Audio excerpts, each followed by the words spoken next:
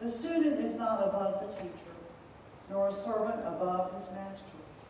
It is enough for students to be like their teachers and servants to be like their masters.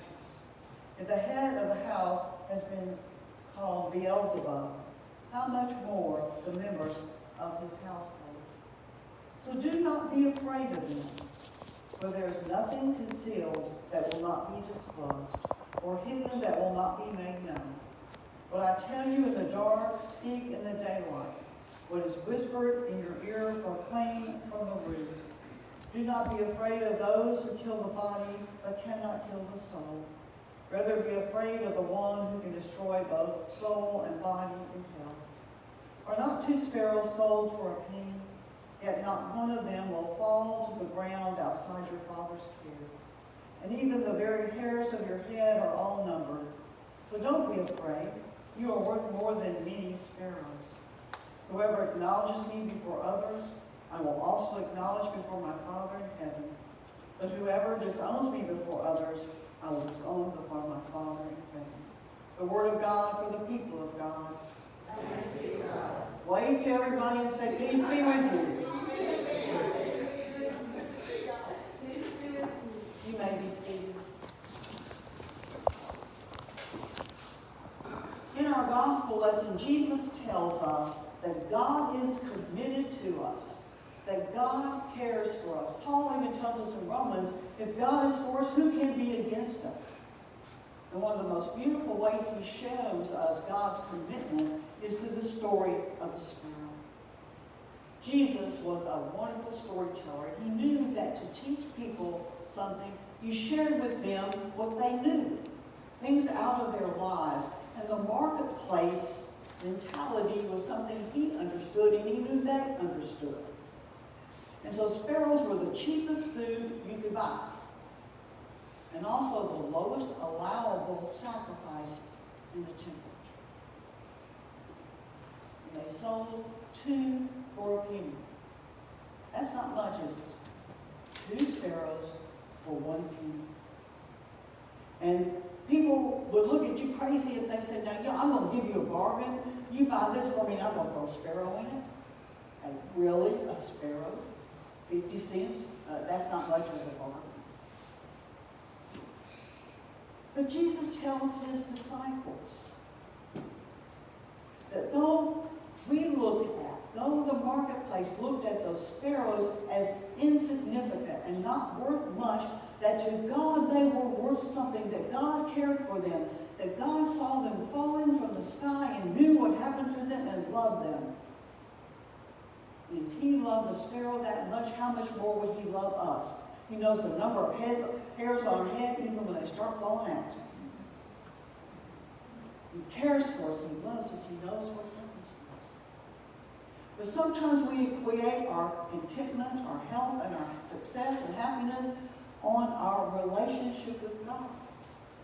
We forget that Jesus said, God knows the falling sparrow. God talks about his care in terms of a falling sparrow. He sees it, he cares, he knows what happens to it. What Jesus was telling his disciples was that hard times were ahead for them. That he was soon going to be gone, that they were going to have to face a life after he had gone. That they would be persecuted and killed and rebuked and betrayed, and life wasn't going to be easy, but they needed to remember the falling sparrow. That God was committed to them, that God was going to love them, that they weren't going to be alone in anything that happened to them. And he's telling us that today. It's not an easy place to live today, is it? We're living through a pandemic. I don't think very many of us have lived through a pandemic. Some of us might have. And people are going to get it and die. And the sad thing is that we may have people we love catch the virus. Things are changing and life will not go back to what it was before the pandemic. And that's scary and frightening and causes anxiety and confusion. And on top of that, we still have financial problems, family problems, problems at work or school. We grieve, we hurt. And then on top of that, we have joys, new births, weddings, family celebrations. Life goes on. Lord, Jesus is telling us that God watches us, cares for us, and sees us. And even when life is falling apart around us, God will take care of us, and God is committed to us. And how do we know it? Through Jesus Christ and his cross. He died for us, he rose from the dead for us, and he walks with us every day. William Black, who is a novelist, was going on a trip from New York to England. He was sailing, and as he was sailing there waiting for the boat to take off, a man came on board with this huge basket of flowers. And he asked Black if he would drop them in the water at a certain latitude. On his last voyage 15 years ago, his daughter had become ill and died and had to bury her at sea.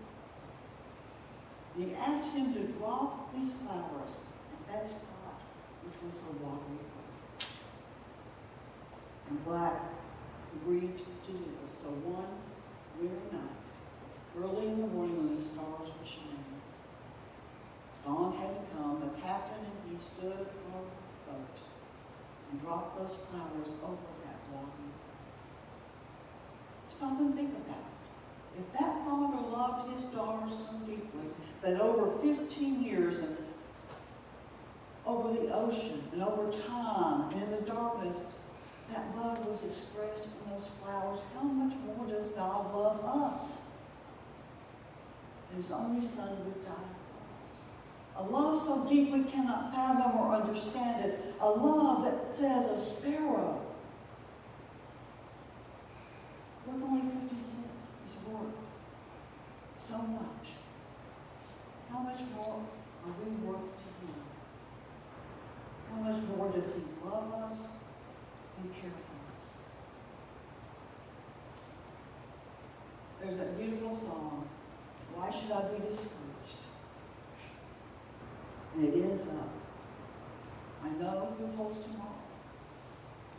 I know who holds my hand, for his eye is on the sparrow, and I know he watches me.